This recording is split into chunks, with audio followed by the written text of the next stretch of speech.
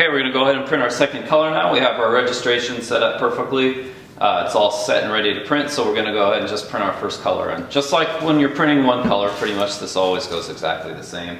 You just want to make sure you tape off anything that you don't want to have print, check for pinholes, and then we're just going to lay a bead of our blue. And I made this ink pretty transparent so that hopefully the gray and the blue will mix together on this color. I'll add my third color later with even more transparency. Hopefully that'll help us get even more out of our out of the colors that are there. So I'm going to go ahead and print this now, and when we're done we'll take a look and see how it turned out.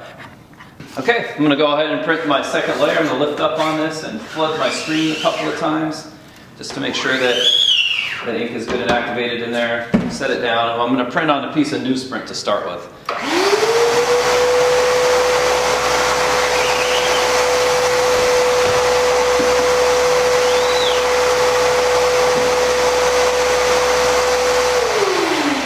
So I can see that my ink is printing pretty much the way I want it to.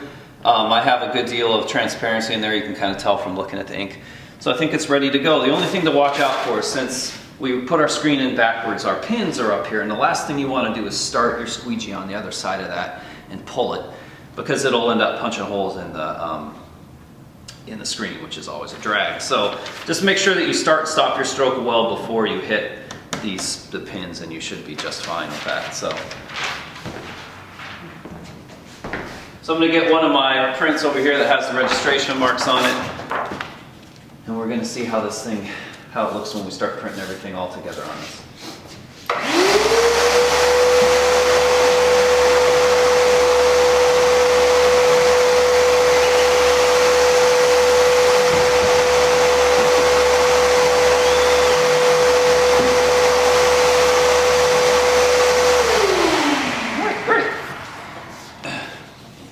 So if you check the registration marks here, you'll see that they look great. Like, they're all pretty closely lined up. You can get even more precise, especially if you're doing 4-color kinds of printing or something like that. But everything appears to be hitting where it's supposed to. The ink is transparent enough to let some of the gray pop through, which is kind of what I was hoping for.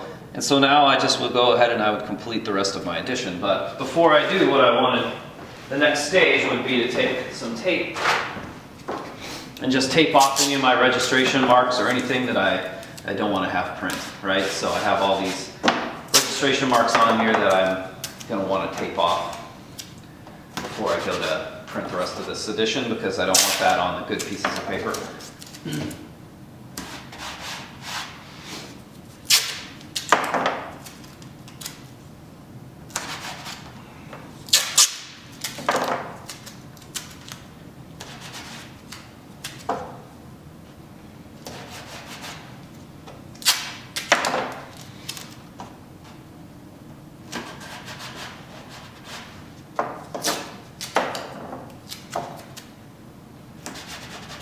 Okay, let's try the next one.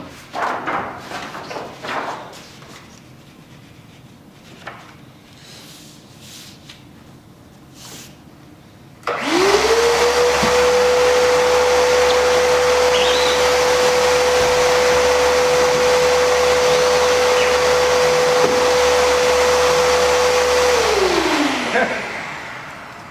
Then I'll try it once on our good piece of paper and we'll see how that looks.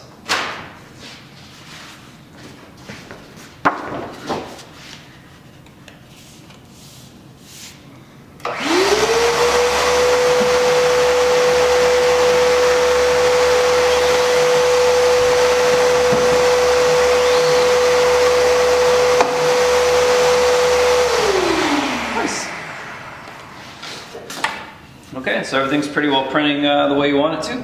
So we're set and ready to go now. So I'll just pull the rest of this edition and then we'll move on to layer number 3.